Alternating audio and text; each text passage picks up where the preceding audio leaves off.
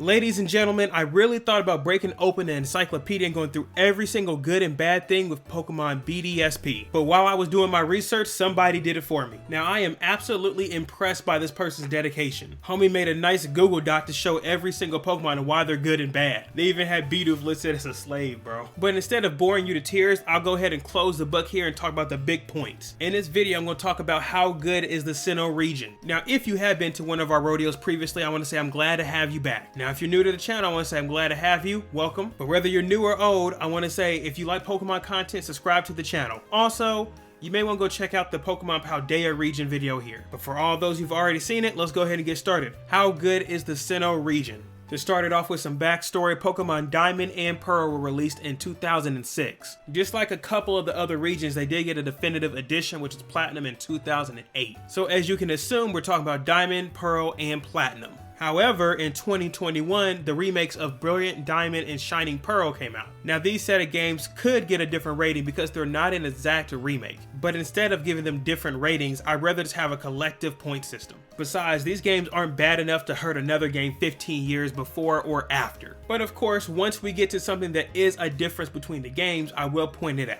So now that we all know when the games came out and also it's Generation 4, let's go ahead and go into the pros. To begin with the first pro, we have the Wi-Fi system. You better fasten up your seatbelt because I'm starting it off boring. Pokemon Diamond and Pearl were the first Pokemon games to be on the Nintendo DS. And if you did have Nintendo DS back in the day, you realize it's a step above the Game Boy Advance. Whatever you liked before did not matter. The Game Boy Color, the Game Boy Advance, it meant nothing because now we had two screens. And it's better because Pokemon actually decided to use both of the screens. Now before I jump into what the bottom screen could actually do, I at least want to say that the DS was a step up. And because the DS had Wi-Fi mechanics, now people are able to battle online. All that link cable bull jive we were talking about before, all that is gone. Instead, all little Timmy needed was somebody else that had a DS themselves and an internet connection. So this prevented little Timmy going to school with his DS and he drops it on the ground during recess. Now the reason this pro is number one is because it came from Sinnoh and is still currently implemented in games today. I mean shoot, some Pokemon you can't even evolve unless you use the Wi-Fi system. I won't get into the big spiel about how good Wi-Fi is for people, yet I will give Sinnoh the flowers because that's where Wi-Fi started for Pokemon. Now the question does become, what's next? Maybe in Generation 10 we can send Pokemon through our thoughts and not even open the game. But whatever it is in the future, Gen 4 gets this because they started Wi-Fi for Pokemon. Now jumping into the next pro here, I have listed as the mechanics. There are so many small things that Gen 4 added that I can't really give each one of them their own time. So I do want to throw them all into here and put them in one collective group. And one you probably forgot about was the Pokétech. Earlier I mentioned that the DS has two different screens. Your top screen was going to be your Pokemon character walking around doing battles and etc. And the second screen was your Pokétech. You see, you don't get your Pokétech at the start of the game. Instead, you have to do some stupid game with clowns in Jubilife City. Good news is it'll probably take you less than an hour to get to the city, but once you finish playing the games with Pennywise, you'll get the Pokétech. Now this Pokétech is not a game changer, but it is a nice slice of life thing you can have. This Pokétech actually has 25 different features on it. Now majority of them are pretty useless, but at least they're here. Things such as a calendar or a clock, even a memo pad are available. But there's even some dumb ones in here too, like the coin toss. It just flips a coin. That's it.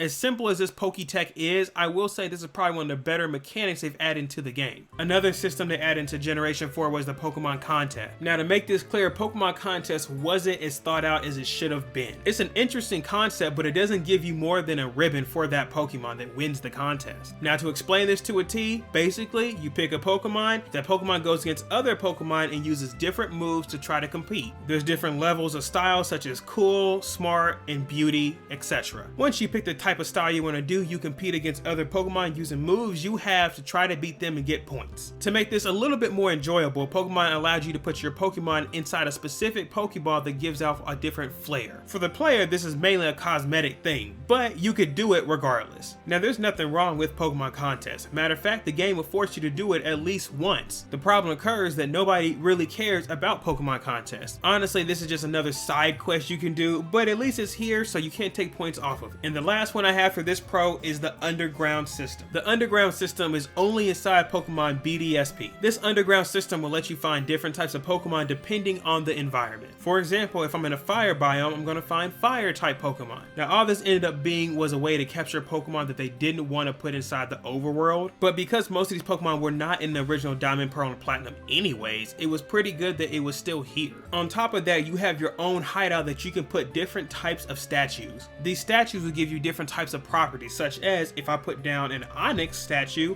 I get more rock type Pokemon. As I'm sure we all would agree with, we would rather take the underground system over the contest system any day of the week. But regardless if you like one over the other, it really doesn't matter because they're both pros and they're both inside the game. Alrighty then, we went over the big pros and that's enough of that. There's some small things I could talk about such as the villa, but it's not big enough to talk about. So time to go ahead and jump into these cons. The first con on this list is famous across the community, and which is the game feels crushingly slow. And when I say it feels crushingly slow, I mean everything. I'm talking about the battle system, the optimization of stages, even the main story feels like a snail. Even though BDSP does fix one of these problems, it does not fix everything. And if you're not too sure what I'm talking about, here's a nice example. Look at this health bar. In no reasonable circumstances should this health bar take this long to deplete. But what's worse about this is that this is every single health bar in the game. Now I did just mention before that BDSP does fix the health bar issue, but that does not mean that it still does not exist in the originals. But here's another example that I'm talking about.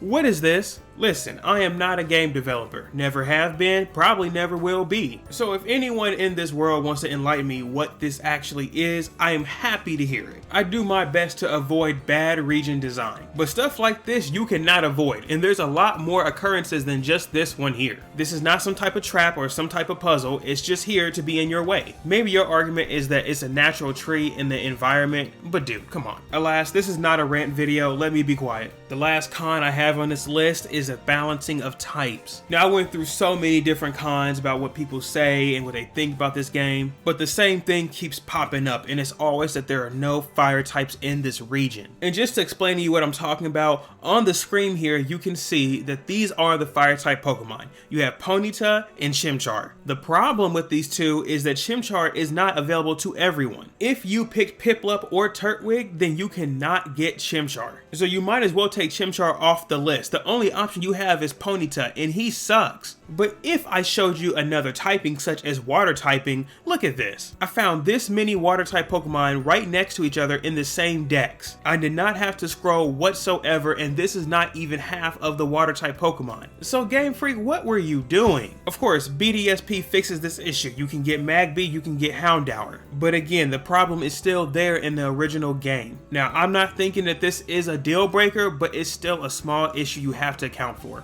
Anyways, let's sum this up. Let's start the breakdancing. How good is the Sinnoh region? These bad boys are a 9 out of 10. Listen, this rating sounds really high, but you can't be mad because these cons aren't that bad. When you compare the goods to the bad, you have to see which one's stronger. And I'm very close to saying thus far, Diamond and Pearl have been the best games out. Now, do I personally feel that way? No, but if you look at what they've given you, it could be. Now, most certainly, I do not feel like your life will be changed by playing these games, but there's no way you should regret playing them either. But hey, before you click off, I want to say thank y'all for watching. I really appreciate it. If you want to support me, go ahead and check out the Patreon. I really appreciate that. And finally, tell me what you think about these games. I really want to hear your opinions, so let me know in the comments down below. And finally, new year, new videos. Let's get working. I love y'all. Take care.